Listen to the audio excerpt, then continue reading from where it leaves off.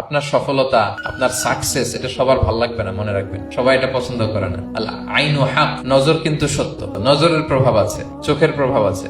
এজন্য কারো ভালো কিছু দেখলে মাশা আল্লাহ বলবেন, আল্লাহর দিকে ফিরিয়ে দিবেন ওটার কল্যাণ। কি বলবেন? একটা সুন্দর ফুটফুটে বাচ্চা দেখলে মাশা আল্লাহ।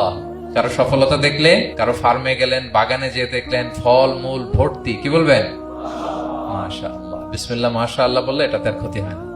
অনেকে বলে যে বাবা মা মাশাআল্লাহ বলা লাগে না, বাবা মা আর নাকি মামা, এই তিনজন নাকি মাশাআল্লাহ না বললে কিছু একটা ভুল কথা। বাবা মারও বলতে হয়। বাবাও তার ছেলের কোনো সাকসেস, ভালো কিছু দেখলে কি বলবে?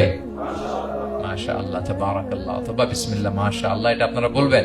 ধরেন যে আপনি কোন একটা প্রোগ্রামে বসে আছেন, আপনার পাশে যে বসে, আপনি তার দিকে এরকম 10 মিনিট তাকায় আছেন, কোনো কথা ছাড়া শুধু তাকিয়েই রইলেন। তার কি ভাল লাগবে বলেন? সে কি কমফোর্টেবল ফিল করবে? সে ভয় পাবে, সে ভয় পাবে, অস্বস্তি ফিল। আপনি কিছুই করেন নাই, না তাকে টাচ করেছেন, না ধরেছেন, ছুঁয়েছেন, কিন্তু শুধু তাকিয়ে আছেন। দেখেন নজরের কি প্রভাব। আল্লাহ আইনু হক, নজর সত্যি। এজন্য কারো সাকসেস দেখলে আমরা সবসময় যেন মাশাআল্লাহ বলি। মাশাআল্লাহ ঠোঁটের সাথে মিলিয়ে রাখবেন। ভালো দেখলে কি বলবেন?